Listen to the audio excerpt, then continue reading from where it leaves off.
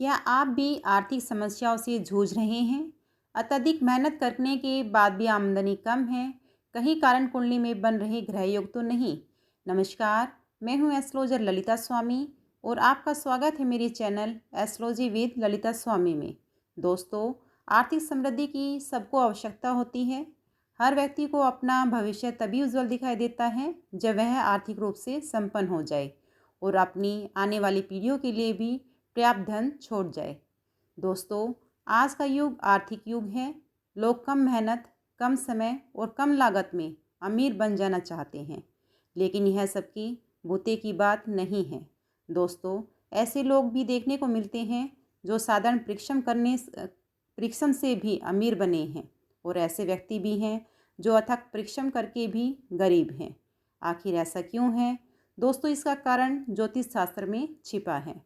दोस्तों, ज्योतिष ही एक ऐसा विषय है जिसमें जीवन से जुड़े भिन्न भिन्न खंडों का मूल्यांकन किया जाता है। जातक की जन्म कुंडली में द्वितीय भाव धन भाव है, नौवां भाव भाग्य का स्थान है और 11वां भाव आय का है।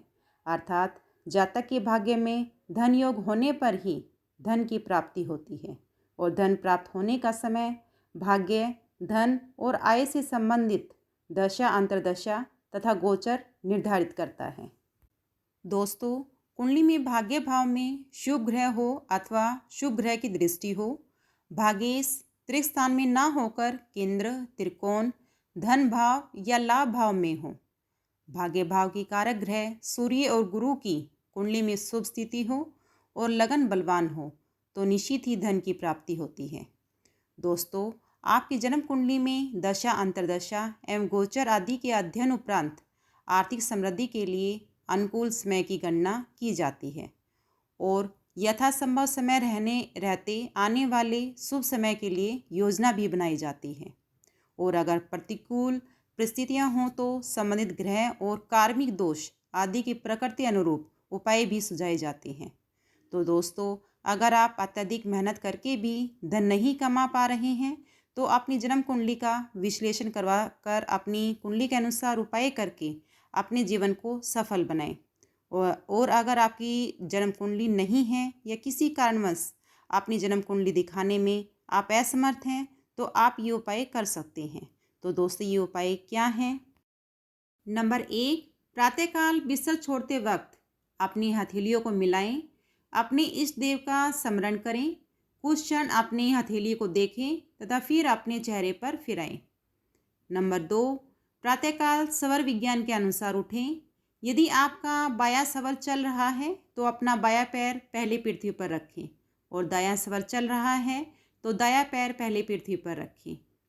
और यदि आपको स्वर का पता नहीं चलता है तो आप वार के हिसाब से भी कर सकते हैं। जैसे सोमवार, बुधवार व शुक्रवार को प्रातःकाल बायां पैर पृथ्वी पर रखना अधिक लाभदायक रहता है और रविवार, मंगलवार, गुरुवार व शनिवार को दायां पैर पृथ्वी पर रखना सफलतादायक रहता है। नंबर 3, घर से अपने कार्य के लिए जाते समय खाली पेट ना जाएं, यह कार्य में विघ्न आने का संकेत है। सुबह घर से बाहर निकलते वक्त अपने पूजा स्थान पर भगवान के दर्शन करके व उन्हें प्रणाम करके जाएं। इससे आपको सारा दिन संतुष्टि प्राप्त होगी और सफलता भी प्राप्त होगी।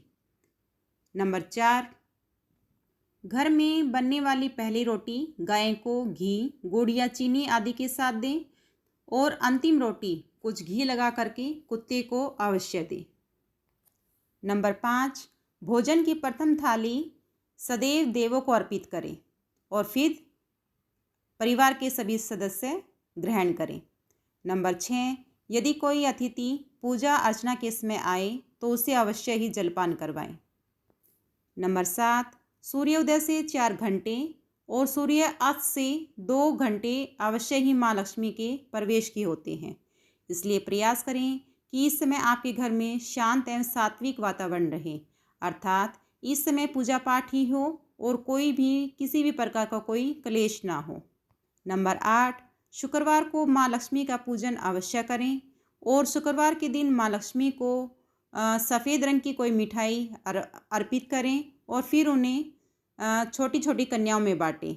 इससे भी माँ लक्ष्मी की कृपा अवश्य प्राप्त होगी। नंबर 9, अपने पूजा स्थान में श्री यंत्र, दक्षिणावर्ती संघ, एकादशी नारियल, पारद शिवलिंग, नवरत्न तथा एक मुखी रुद्राक्ष आदि अपनी सामर्थ्यानुसार अवश्य रखें। धनतेरस, दीपावली तथा अन्य पर्व त्योहारों पर इनकी पूजा उपासना आवश्यक। इससे विशेष फलों की प्राप्ति होती है। यह सामग्री शुद्ध तथा प्राण प्रतिष्ठा से युक्त होनी चाहिए ताकि आपको इसका पूर्ण प्रभाव प्राप्त हो सके।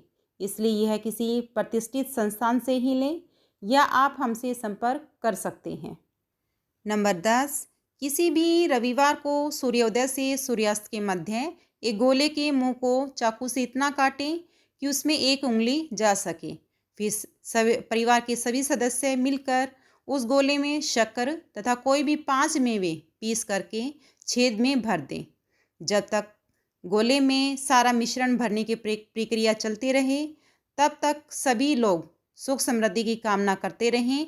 जब गोला भर जाए तो परिवार का मुखिया उसे बरगद के नीचे इस प्रकार दबाएं कि खुला भाग धरती के ऊपर निकला रहे। गोला दबाने की ऐसी जगह चुनें जहां कोई जानवर उसे खोदकर नष्ट ना कर सके। अगर गोले में भरने वाली सामग्री बच जाए तो उसे गोले के आसपास बिखेर दें।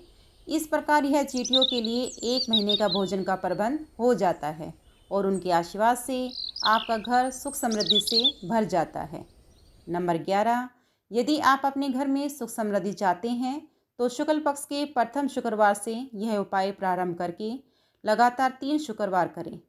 किसी भी लक्ष्मी नारायण मंदिर में 9 वर्ष की आयु से कम कन्याओं को यानी कि 11 कन्याओं को खीर के साथ मिश्री का भोजन करवाएं और उन्हें उपहार में कोई लाल वस्त्र भेंट करें। इस उपाय को करते करते आपको इसका प्रभाव मिलना शुरू हो जाएगा। तो दोस्तों, इस प्रकार के छोटे छोटे कुछ अन्य प्रयोग भी हैं जो काफ़ी सफलतादायक होते हैं। आगे आने वाली वीडियो में समय समय पर इनका वर्णन किया जाएगा। तो दोस्तों, इसके लिए चैनल को सब्सक्राइब कर लें।